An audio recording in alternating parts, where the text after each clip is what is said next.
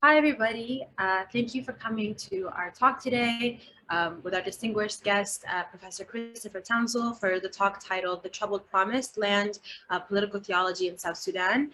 I have the pleasure of introducing Professor Tounsel today, but first I'll get into a bit of the logistics. So we'll have about 45 minutes for the talk itself, and then the rest of the time until about 6 p.m. or a bit earlier than that will be dedicated to the Q&A.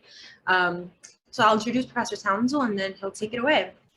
So Professor Tounsel is a historian of modern Sudan with a special focus on race and religion as political technologies. His first book, Chosen Peoples, Christianity and Political Imagination in South Sudan, published by Duke University Press in 2021, explores the ways that Southern Sudanese intellectuals used Judeo-Christian scriptures to frame their revolutionary work against the Sudanese state. He was named a finalist for Christianity Today's 2022 Book Award in History/Biography, and Chosen Peoples was also listed in the Christian Century as one of Philip Jenkins' picks for Best Books of the Year on Global Christianity. His scholarship has appeared in numerous prestigious journals, including the Journal of African American History, the Journal of Religious History, the Journal of Eastern African Studies, and the Journal of Africana Religions. And he's made popular media appearances in BBC Radio 4, Vox, and The Conversation. He's been supported by the Woodrow Wilson National Fellowship Foundation, the Andrew W. Mellon Foundation, the Social Science Research Council, and the Council of Overseas American Research Centers, and the Doris G. Quinn Foundation. He's currently working on his second book project, which is tentatively titled Bound to Blackness, African American, Sudan, and the Politics of Solidarity. And it expands on his recent work on the Tuskegee Institute's cotton cultivation work in early 20th century Sudan. And it also aims to chart a new intellectual history of Black America's relationship with Africa from colonialism to the 21st century. So without further ado, I'll let Professor Tounsel take it away. We're very lucky to have you here, and I'm very much looking forward to the talk. And thank you so much, Bayan, for that gracious introduction. So I will share my screen at this point. Awesome. And let me just make sure. Okay. So my talk today is entitled Christianity is Now Your Tribe, Political Theology in South Sudan. So the book of Exodus chronicles the story of the Hebrew leader Moses, who, as an infant, was famously placed in a basket of reeds and sent down the Nile River, after all Jewish baby boys were ordered to be killed. However, young Moses was, of course, seen by the Pharaoh's daughter and was retrieved by her enslaved person, and Moses was subsequently reared in luxury.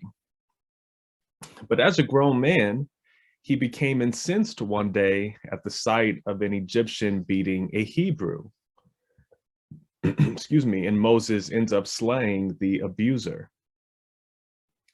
He flees to the wilderness to presumably spend the rest of his days in obscurity, but God appears to him from a burning bush and commissions the stammering Moses to lead his people out of bondage.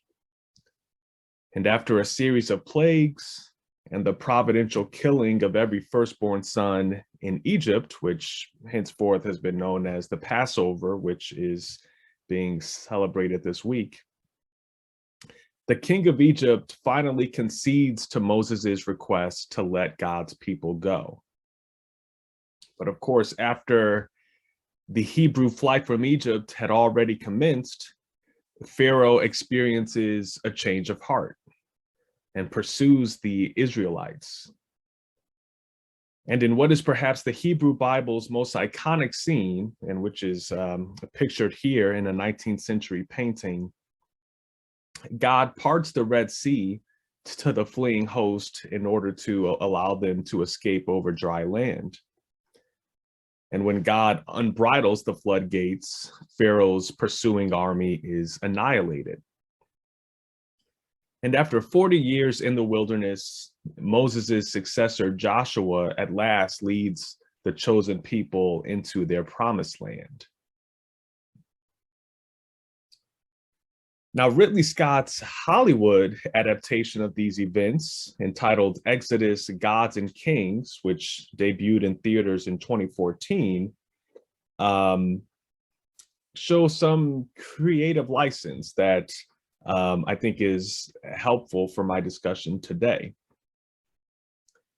So towards the end of the movie, Moses, who is played by the sword-wielding Christian Bale on the right, sits down and talks with Joshua, who is the person to the left seen in the foreground or the background. Having just crossed the Red Sea with the rest of the children of Israel, Moses acknowledged that they were as big as a nation of tribes, and that this reality concerned him. And so when Joshua questions him about this, Moses looks at his friend and retorts, I mean, Joshua, do you really have to ask? But we all have the same goal, responds Joshua. We do now, said Moses, but what happens when we stop running? What happens when we stop running? And so following the Exodus, the Bible frames the Israelites as a grumbling and unfaithful people during their journey to Canaan.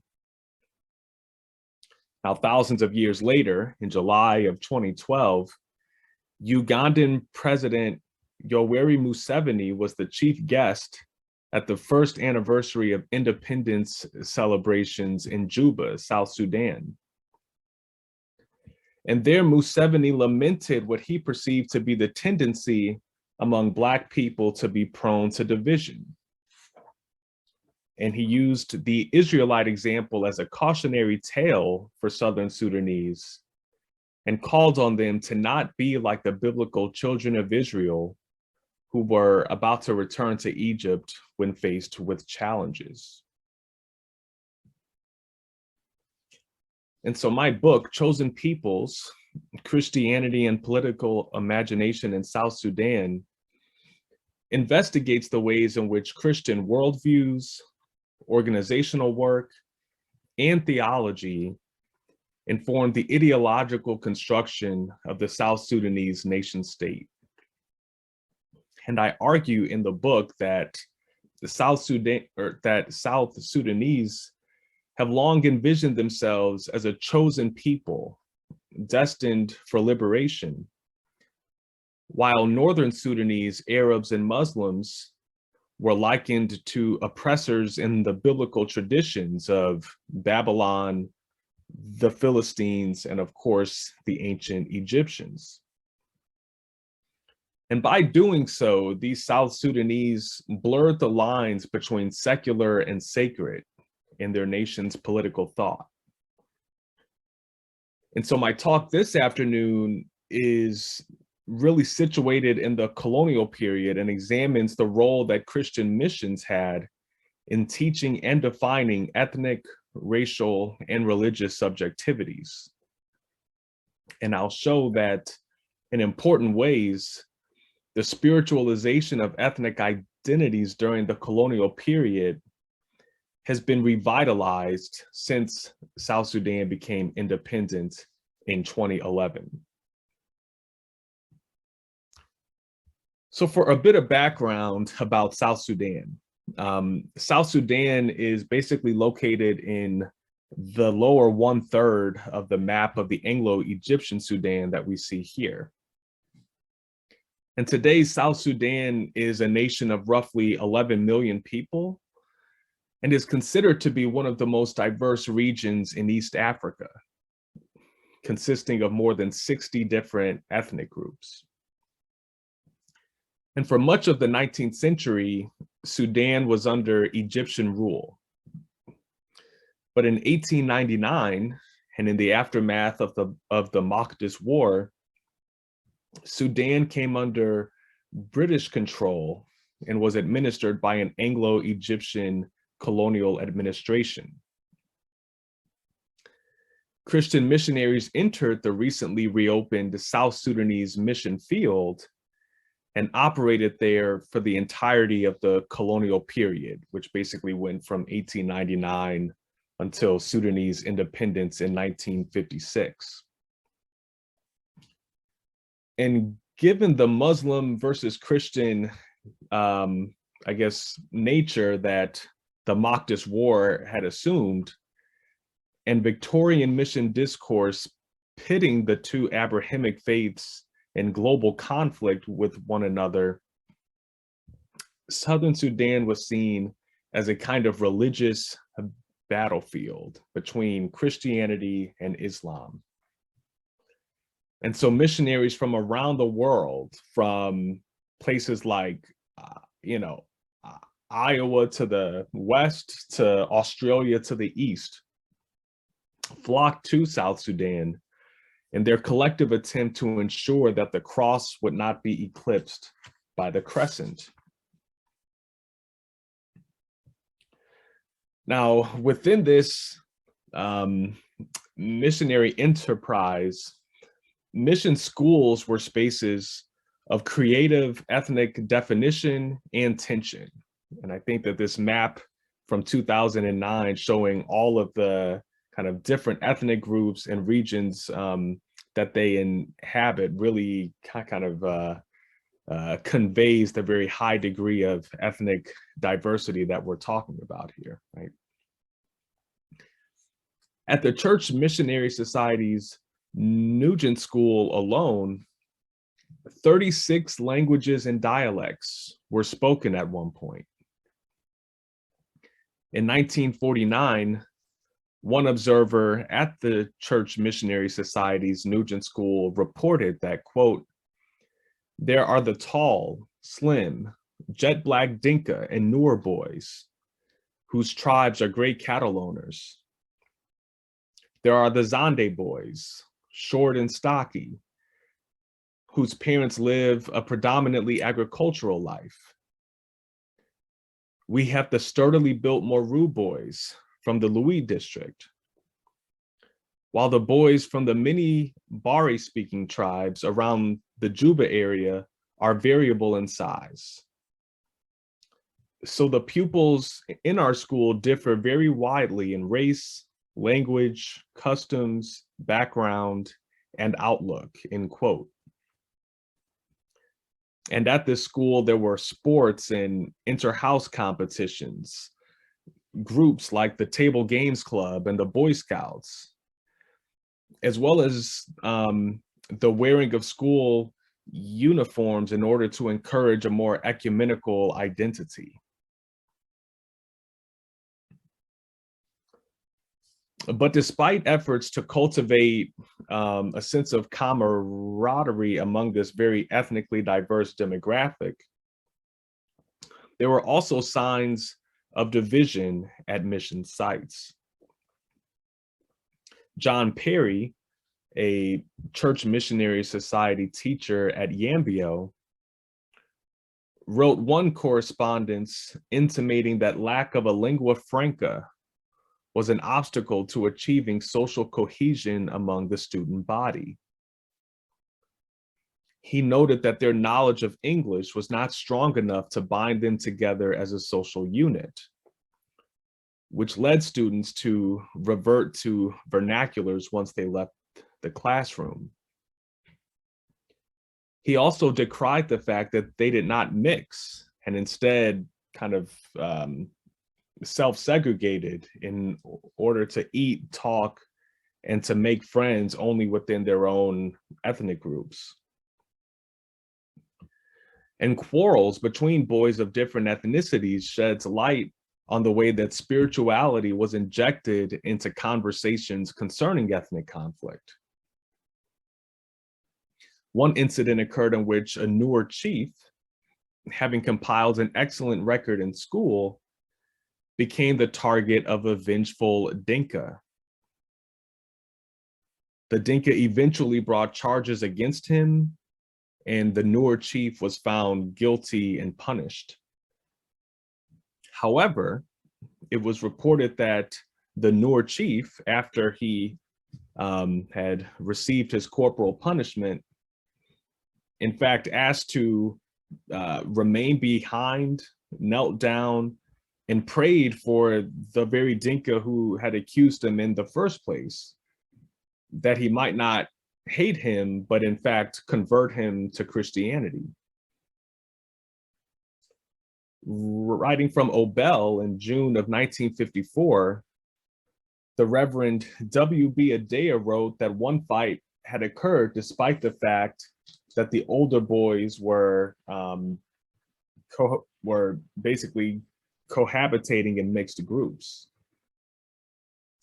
And the next month, an unnamed writer wrote to Reverend Adair and opined that, quote, if they can learn to live together harmoniously, it will be a real witness to the influence of Christ in their lives. So this idea that if boys at the mission station of different ethnic identities could live together, it would reflect a kind of authentic Christian faith and conversion. A major fight occurred at Akot in November of 1948, compelling another statement linking spirituality with ethnic conflict. Assistant Bishop Oliver Allison, who is the taller man pictured to the right, recounted that he had traveled to Akot, where he had heard that there had been issues with the head teacher. Apparently, one of the Boer Dinka teachers in training had espoused himself to a woman that the other teacher, who was an Agar Dinka, had wanted to marry himself. And so Bishop Allison writes that on the evening after prayers, quote, the spiritual germs of evil got the better of the situation and the devil entered into the head teacher, end quote. The head teacher had basically some choice words with the Boer teacher, which eventually led to a tussle. And later on, he tried to start a massive brawl by basically leading the Agar schoolboys and other people that he could find against the Boer Dinka. Now, fortunately, Bishop Allison and others were informed in time to prevent the quarrel and took actions to prevent another incident. The following morning, he decided to have, a small conference in an attempt to put things in order. All seemed quiet, he wrote, quote, until shortly before the time the unmistakable clash of clubs was heard. And by the time we had arrived on the scene, a serious fight had developed. And there was even a threat of spears being used. Young teachers were, quote unquote, seeing red, and blood was beginning to flow. In the providence of God, we were able to intervene and stop the fighting, but not before the ringleader had a fractured skull and other bad wounds, end quote. Bishop Allison rushed to the nearest hospital with those who had received the worst injuries. And so he opines that if only as a result the Christians can be led to see the sin and folly of such actions, quote, and the disgrace that they bring to the Christian church, good may yet come out of it. Such events are not a good advertisement of the need of the full gospel of salvation for these people, and of the futility of a nominal adherence to the Christian faith, end quote. And yet, before the term had completed a month, two teachers were once again involved in another fight, and each was immediately terminated from their jobs. After outlining the troubles that Akot had experienced, fellow Christian missionary J.B. DeSarum framed the recent disturbances through a spiritual lens, saying, quote, we began by realizing that a quote sad plight was due to sin. Hatreds and feuds may be part and parcel of normal Dinka life, but for a Christian, they are sins, end quote. And obviously, this is a very, stereotypical and prejudicial description of Dinka behavior, right? Nevertheless, I think that the spiritualization of intergroup conflict marked a really important development. For Bishop Oliver Allison, the fighting was not rooted in jealousy, but was instead traced to the spiritual germs of evil and of Satan's influence on a particular teacher.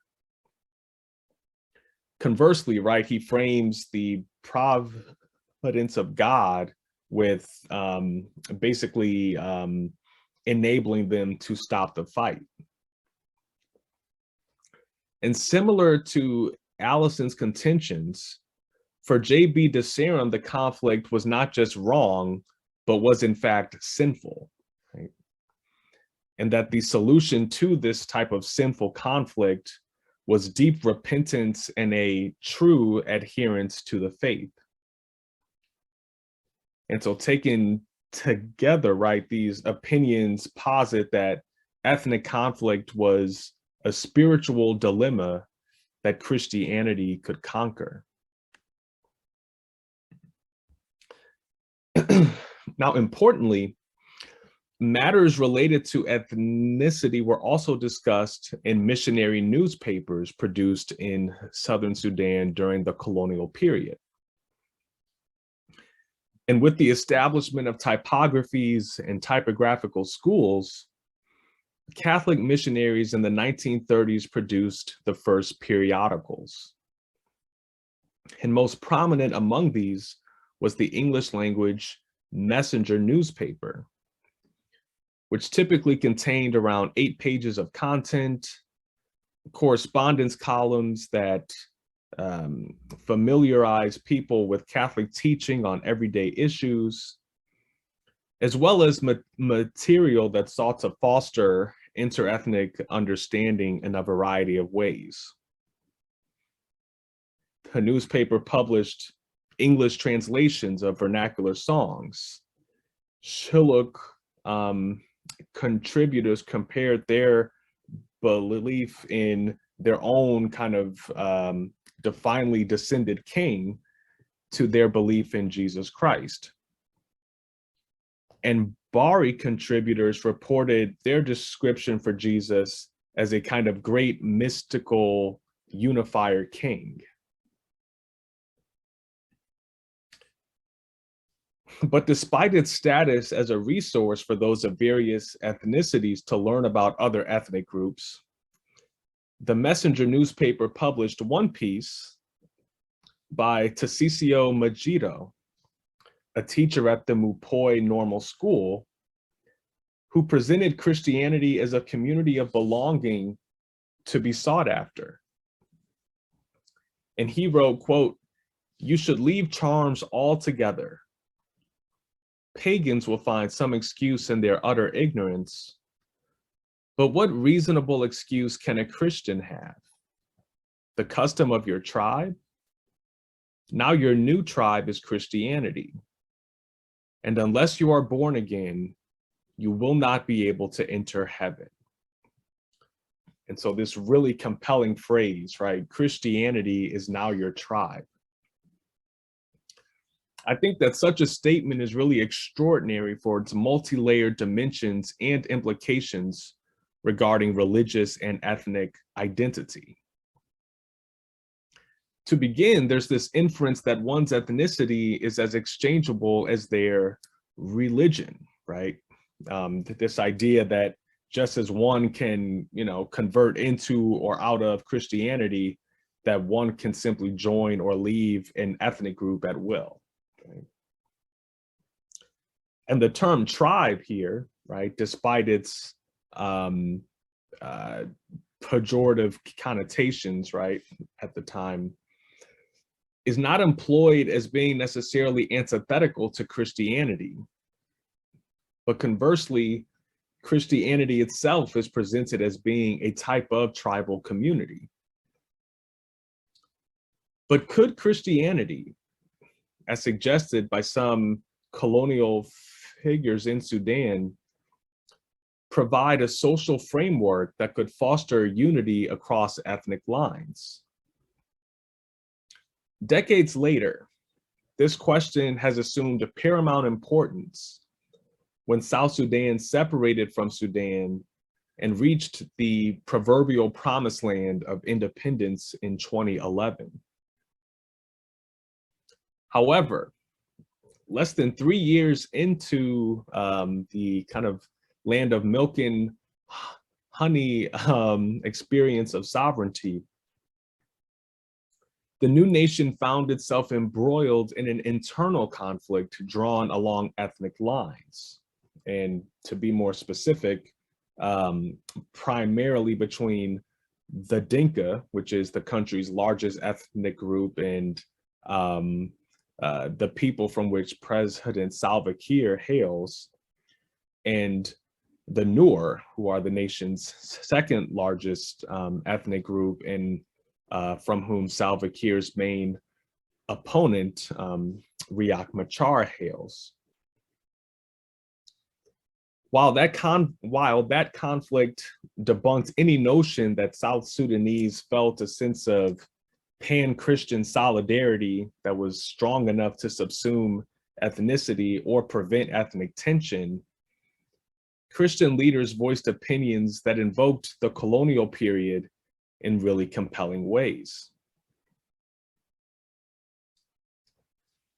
In October of 2011, Catholic Archbishop of Juba, Paulino Loro, co-led a symposium entitled "One Church from Every Tribe, Tongue, and People" at Juba's Nyakiran Cultural Center.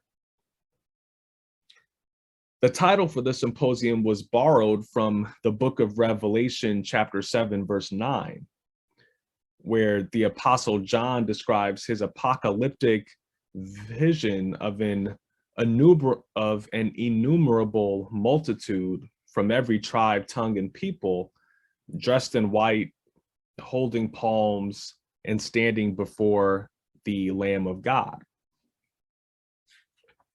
So in the symposium's opening address, Archbishop Laurel delivered a powerful argument concerning diversity and unity in the new nation, saying, quote, "We cannot and must not be afraid of our tribes.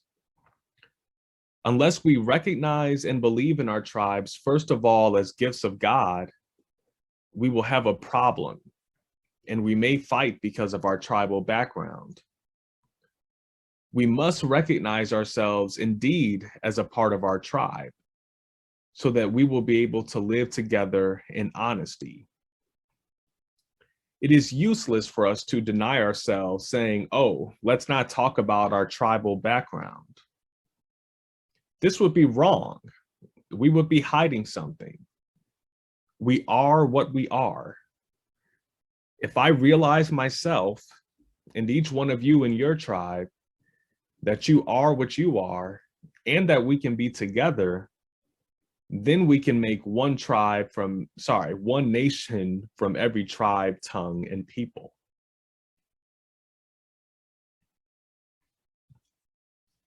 However, recent South Sudanese history has also seen the, I'll say, rejuvenation, right, of this idea that intergroup conflict represents a spiritual evil, and that only union under God is the solution, right? Obviously recalling a similar train of thought from the 1930s, 40s, and 50s. In December 2016, Bishop Isaiah Jau of the Pentecostal Church of Sudan spoke during a Christmas celebration, and he warned South Sudanese to cease all violence. Bishop Jowell told the cheering congregation that, quote, shedding blood is the work of the devil, and anybody who is killing people is doing the work of the devil, end quote. He identified love of God as the solution for the nation's tribalism and declared that peace could only be achieved if people reconciled with God and with one another. In his 2015 Christmas message, Anglican Archbishop Daniel Deng explained that peace was both necessary and impossible to achieve without God. By asking for God's forgiveness, Deng stated, they opened themselves up for his love, compassion, and grace. And in a fascinating kind of interpretive moment, Deng deployed the book of Galatians, chapter 3, verse 28, to state that, quote, racially, tribally, and ethnically, all are one in Christ, end quote. However, later on in his sermon, Deng commented on ethnicity's relationship with the divine in a way that echoed Catholic Archbishop Paulino Loro's words 4 years earlier, saying, quote, let us celebrate our diversity by honoring one another. Our diversity is a God-given thing. We did not make ourselves to be who we are in our various ethnic groups, end quote. And so in this way, right, Archbishop Deng used the book of Galatians to confirm the overarching unity of faith that transcended ethnicity, while also affirming that none other than God himself had created diversity, that such diversity should be celebrated, and that such celebration could be done by honoring one another. And so in conclusion, I believe that South Sudan's colonial period can be highly instructive in grasping a better understanding of the religious thought that has been expressed during this most recent period of South Sudanese history. Christian mission schools and newspapers were among the most important sites of Christian and ethnic politics in the region. Schools operated as ethnically diverse spaces that tried to encourage unity and cooperation. And when conflict did arise, Christian workers argued that intergroup conflict was a spiritual evil that union under God could solve. But can Christianity, or any single religion for that matter, provide a social framework that can foster unity across ethnic boundaries, right? This is a question that can be kind of, posed in any number of historical or contemporary contexts, of course, not just in Africa, but around the world, right? And how effective is the inference that one's ethnic identity or one's, say, race, class, or gender is as exchangeable as religion, right? Can religion, class, race, gender, right? Can all of these in any ways be compared or contrasted with what is popularly understood within Africa as ethnic identity? And finally, what import might such questions have for a South Sudanese nation that is only 10 years into the promised land, right? And is yet already emerging from a devastating, ethnically divisive civil war? I think that whatever the answer or answers might be, South Sudan's colonial past may provide valuable context when pursuing such inquiry.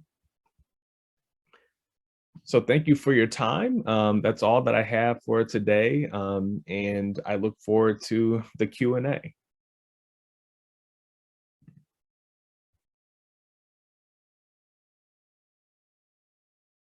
Hi, thank you so much for that talk, Professor Tounsel. It was really, really enlightening, and I'm sure everybody in the audience enjoyed it as much as I did. So now we'll open up the Q&A. You can send, I believe there's a Q&A feature. Yep, there's a Q&A feature that you can send your questions to. And so we'll just let them trickle in for a while. I guess I can start off with a question that I have that maybe I think speaks to your second book project. So I'm just wondering, how was the sort of ideation or the use of Christianity as a sort of symbol of South Sudanese liberation? How did that translate outwards outside of the context of South Sudan? Like, how did it not only affect Black people in the US, but the Black diaspora in other places? Sure. So thank you for that question. Yeah, what's been really, I think, interesting in the past 20 or 30 years or so is that South Sudan's predominantly Christian identity has really been used by people within the country to curry support against Khartoum from the West, right? And in particular, during the Second Sudanese Civil War, which was fought from 1983 until 2005, right? Christians from throughout the world, but particularly the African American community, was really kind of attracted to this idea of, in Sudan, we've got this group of Black Christians who are experiencing race-based oppression and like actual modern slavery, right? And so you had people like, Al Sharpton and Jesse Jackson actually traveled to South Sudan.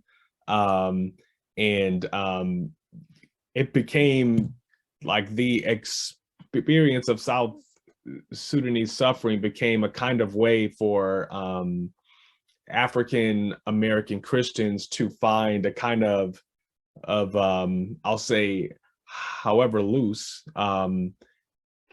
connection with people in South Sudan. I say however loose because I don't think that one can compare the kind of, like massive plantation type of slavery that existed in this country with, say, what happened in South Sudan in, then the 1990s. But discursively, right, it showed the ways in which kind of Blackness and a shared Christianity became these kind of really easy ways that, say, a Black person in Harlem, right, could find themselves articulating a kind of kinship, right, with someone in Juba. Thank you for that. So we have a question from Nora Langat. Sure. And so she asks, can you comment on what state of political theology is now in South Sudan and what directions you think it'll take in the near future? Absolutely. Yeah. So I can answer that in two ways. One is, as counterintuitive as it might sound, the church has really found itself in the crosshairs of the South Sudanese state for the last 10 years or so. And I think the reason why is because the church has not let go of what it sees as its role as being basically the voice of the oppressed, right? And so the South Sudanese government in recent years has been, just blasted with, accusations of corruption and human rights abuses, basically, state-sponsored censorship of the press. And so when the church has called such things out, right, the, new state has not been very much pleased, right? But I think that what is happening now in terms of kind of the current state of political theology in the country and directions that it may be moving towards, or I'll just argue should move towards, right? Is a evolution away from a kind of hyper focus on,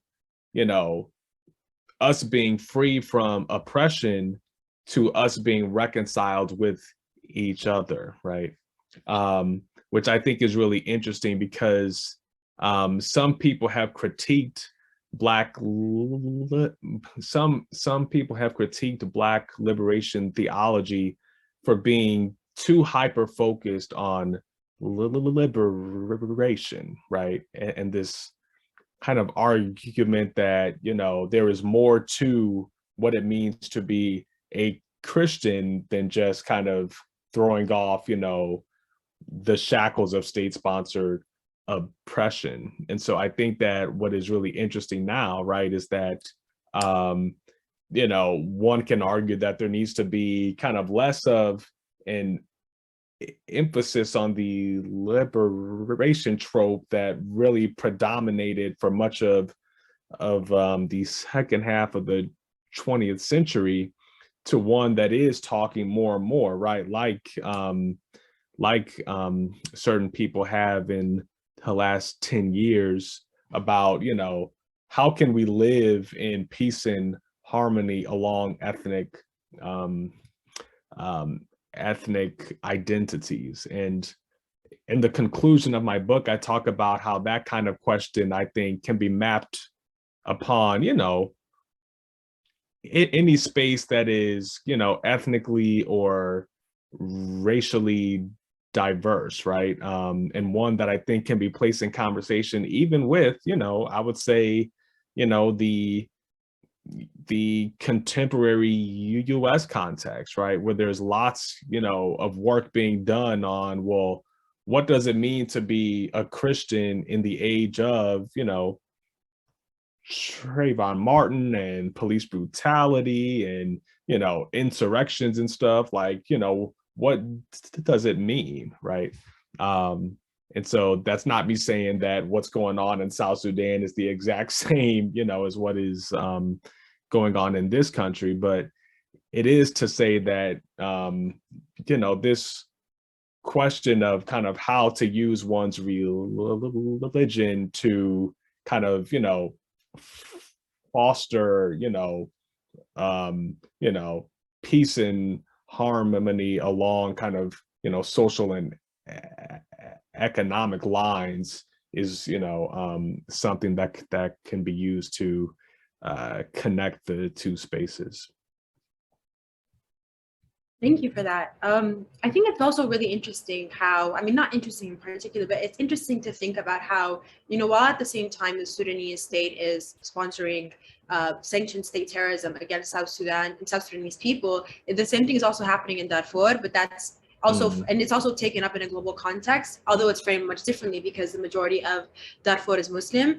So there's a much more sort of racial logic that is projected outwards to the world. So I'm wondering if in your research, it's sort of if what happens in South Sudan, what happens to South Sudanese people is ever read alongside of what happens to Darfurians beyond it just both being a product of racial terrorism, but also the sort of racial and religious aspects of what the Sudanese state is doing being mapped onto one another vis-a-vis both these projects.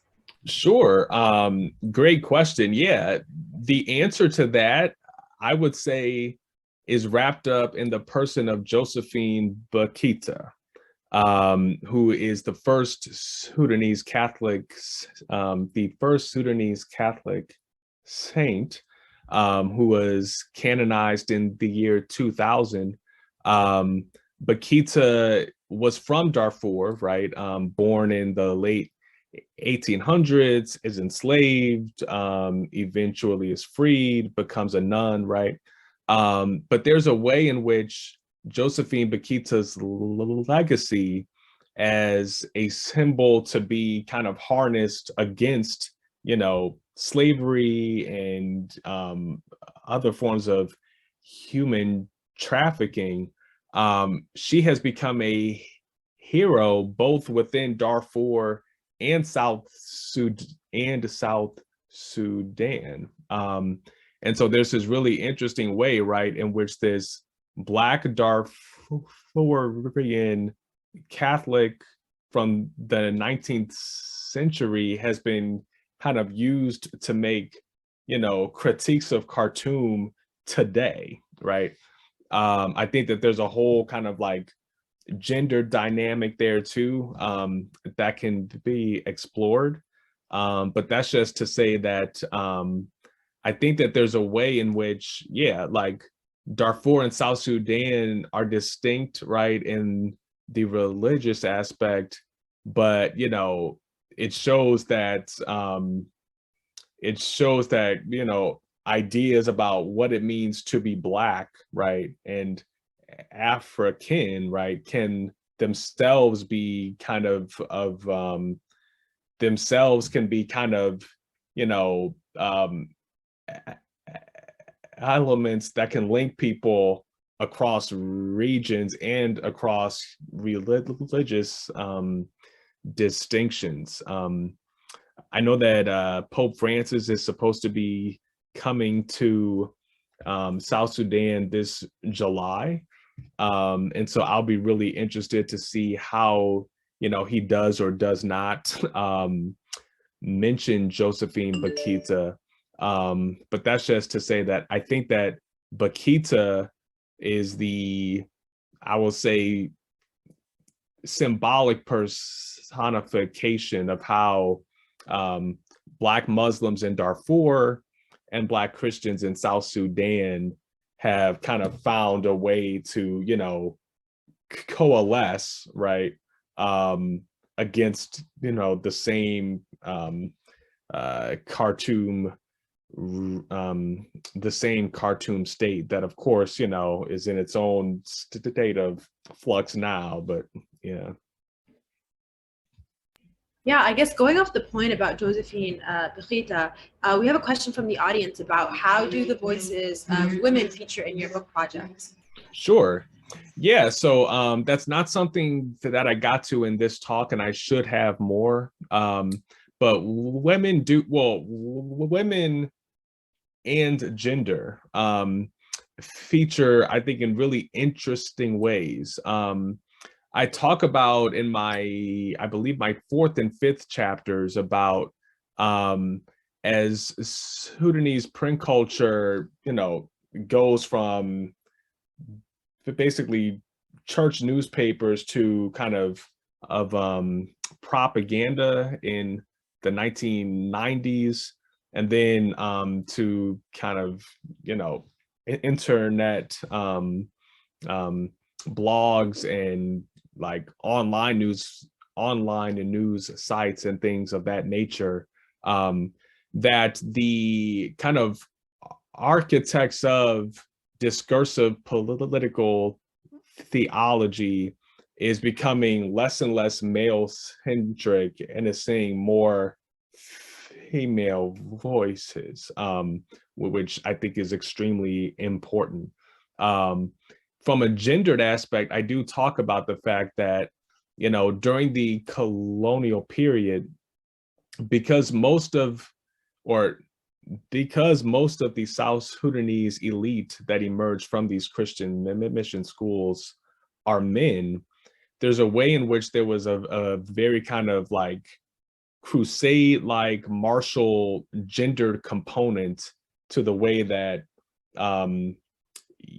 European and American Christian missionaries approached South Sudan, right? There was this kind of widely used language of, we are, training up Black South Sudanese people to basically take up arms against Islam, right?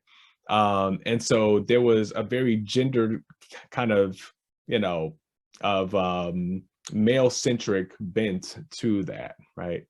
But I do make it a point, right, to show that particularly during the post-colonial period, right, we do see women also lending their,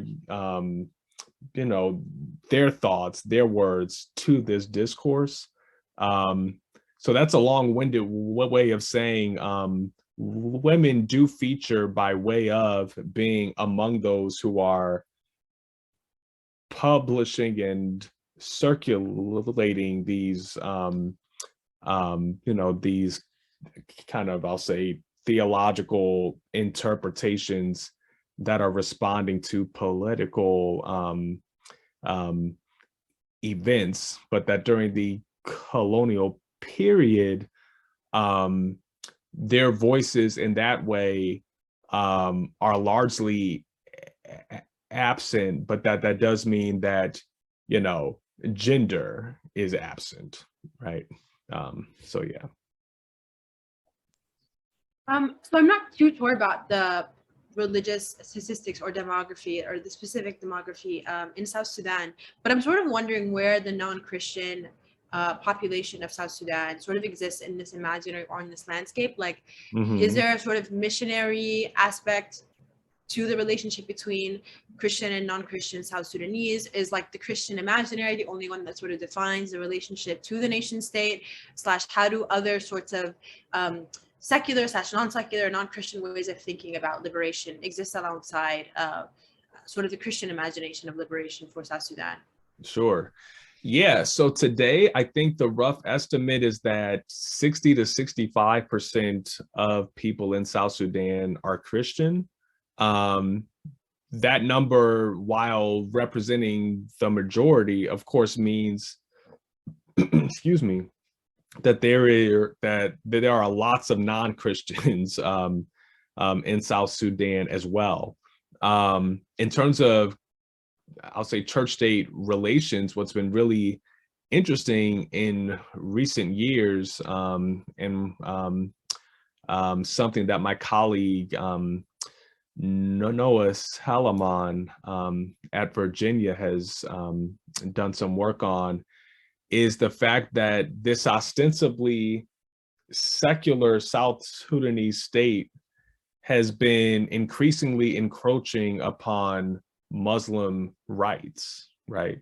So now in South Sudan, right, you have a Muslim minority, and so you have had the South Sudanese government reappropriate some Islamic sites in the name of a kind of secular project, right? So in the name of trying to kind of push against what Khartoum has done for, decades and decades, in terms of trying to craft an Islamic state, the South Sudanese state has, one could argue, has been trying to, show that they are not like Khartoum by trying to appear as secular as possible.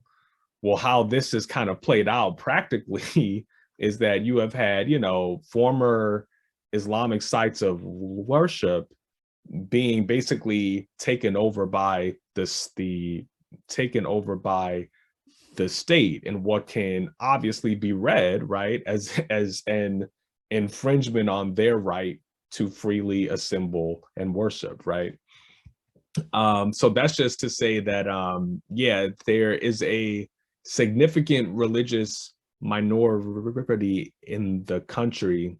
And in terms of how kind of, political theology has played out outside of a predominantly Christian context, I talk about how, in the book, I talk about how the indigenous system of prophecy that has existed in South Sudan for generations and generations has been placed in conversation with prophets and prophecies from the Old Testament, right? So, there is a way in which some non-Christians within South Sudan have kind of interpreted, what their own religious leaders have said about kind of, how good and evil are playing out in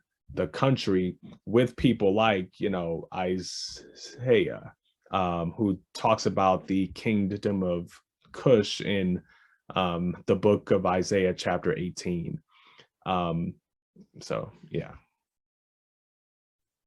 Yeah, to go back to your point about the exclusionary logics of the South Sudanese state, I think that, it really, like the case of South Sudan, unfortunately, really represents that even independence in many ways doesn't rid us of the problems that, led to South Sudan seeking liberation in and of itself. I mean, with the ongoing civil war and all the other conflicts that have shaped what the future of post-colonial South Sudan. So I guess just to kind of go back to Nora's question earlier, I guess how has this liberation ideology, how does it exist now? Like, how does it confront or internalize like the reality of what South Sudan is, and the fact that like liberation hasn't really materialized in all of the ways that people have hoped, but in fact the same problems that South Sudanese people were facing before have come to the fore yet again, but just manifested on different terms. Yeah, so this is the big question, right? And one that as a grad student who started writing the dissertation in 2012, and the book being published in 2021, like I started writing the dissertation when South Sudan, right, was still in kind of, the first joys of independence, right? We have crossed into, the land of milk and honey, like we are free. And, shortly thereafter, civil war breaks out. And so for me, crafting the book, my doctoral advisor was like, well, Chris, now you're going to have to write, a new last chapter, because people reading it will be like, well, how can you end in, with independence when things go so bad so quickly, right? And so I think that what the last 10 years have shown, in which some people have commented on, is that in some ways, religious nationalism in South Sudan was for a long time a kind of hollow, surface level kind of public project, right? Where, it became kind of convenient, right, to use these, kind of flowery, easily accessible phrases of, right, like, we are being enslaved and we are, trying to fight for freedom, right? And saying, God is on our side, and right, these kinds of, sweeping, nice phrases that lack kind of like real on the ground political projects and like actual, nation building strategy, right? And so, one of my interview participants even talked about how basically, the Sudan People's Liberation Movement, they have shown themselves to actually not really be Christians, right? And that they kind of used the Bible for, their own purposes in the, 80s, 90s, and 2000s, but they have basically, they have betrayed their kind of, instrumentalist, politically expedient use of scripture to serve their own, corrupt, selfish purposes, right?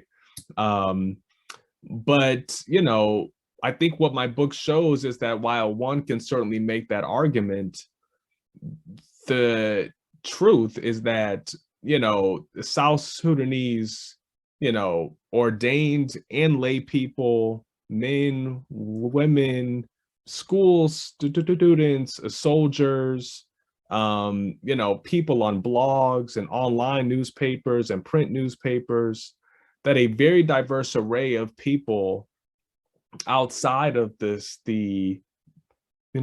I'll just say corrupt and not so great government, have also used Christian discourse in very interesting ways, right? And so while one should not, accept, one angle that says, Christian nationalism was and is always kind of a empty, shallow kind of, discourse to just rouse people to do what they actually want them to do. That there is another side of the story, right? Like, how can one reconcile, how Salva Kiir might be using scripture with how someone, using scripture in a private correspondence, that they're not expecting anyone outside of the recipient of that, how can we kind of put those two in conversation, right? Like, how can we put kind of how can we put micro political imagination in conversation with, the very public speeches and sermons and things like that? So that's just a long way of saying it's really complicated, and there's a lot of disappointment right now in the country. But what I hope readers of my book take away is that despite the fact that I'll say, target of political imagination in South Sudan is no longer Northern Sudanese Arabs and Muslims, that people are still finding the Bible to be kind of a useful source of vocabulary and protest, right? That one should not take a very narrow view of South Sudanese religious politics to be one that is exclusively connected to a kind of anti-Arab or, anti-Islamic viewpoint. That makes a lot of sense. I think that's all the time that we have for today. So I just want to thank, Professor Tounsel for this really interesting conversation and for his really generative presentation. I've learned a lot from your first book, and I'm very much looking forward to your second book.